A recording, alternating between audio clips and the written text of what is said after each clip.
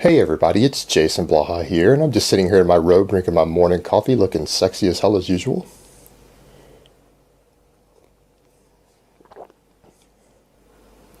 And for those of you who say I don't look sexy as hell when I do these videos in my robe, nobody cares what you think. I didn't ask you shit. Now, something that seems to come up over and over, and it's kind of funny because I am actually oftentimes accused of being dogmatic on these things by people who don't actually look at everything I have to say. And that's these little debates about high reps versus low reps, high volume versus low volume. And while I'll be the first to tell people that I think most people can get biggest and strongest on moderate volume, as long as frequency is high and the frequency is accounting for the volume, and fairly low reps, I think a person would be foolish whether their goals are size or strength, and I don't believe you can disconnect the two for the most part. And I've covered over and over why. I don't want to get into all that again today.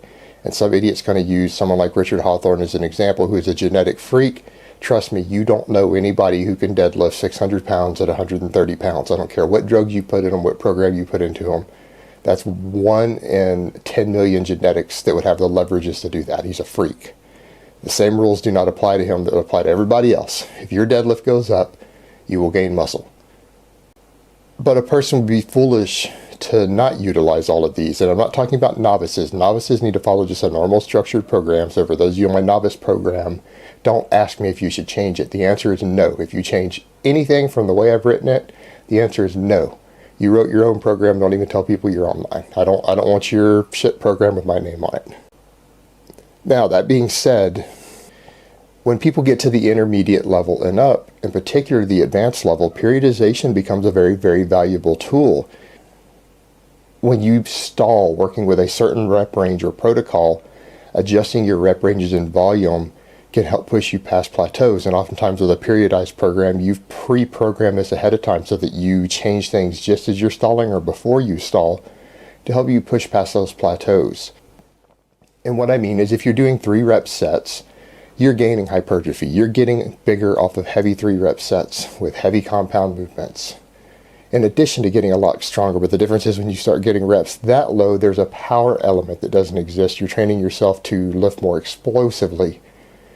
So there's a specific neural component involved that isn't present when you're doing higher reps in this.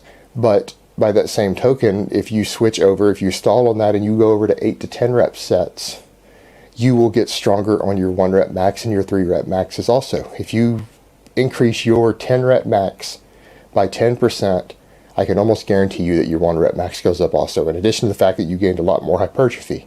So all of this feeds into each other, and knowing how to rotate through these and learning how to do so with different methodologies. And I think a lot of people do better on linear type periodization than non-linear, depending on what your specific goals are. But this can push you past plateaus and keep your body growing. And it's the same with volume.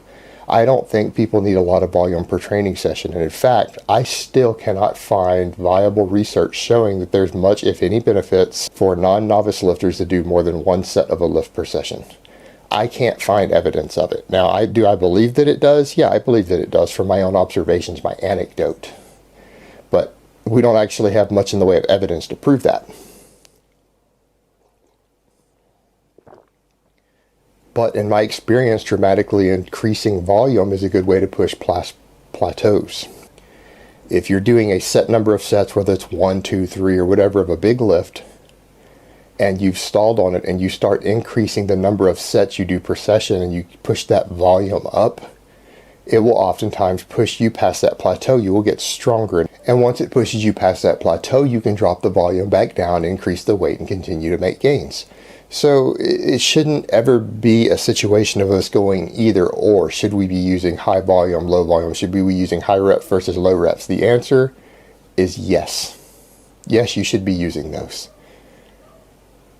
And because you choose to one doesn't mean that the others are mutually exclusive. These are all unique tools that have their own benefits and uses. And if you learn to utilize all of them appropriately, it's going to make it easier for you to reach your goals in the long term. All right, guys, that's really all I have to say on that today. I hope it has been informative, and I will talk to you guys next time.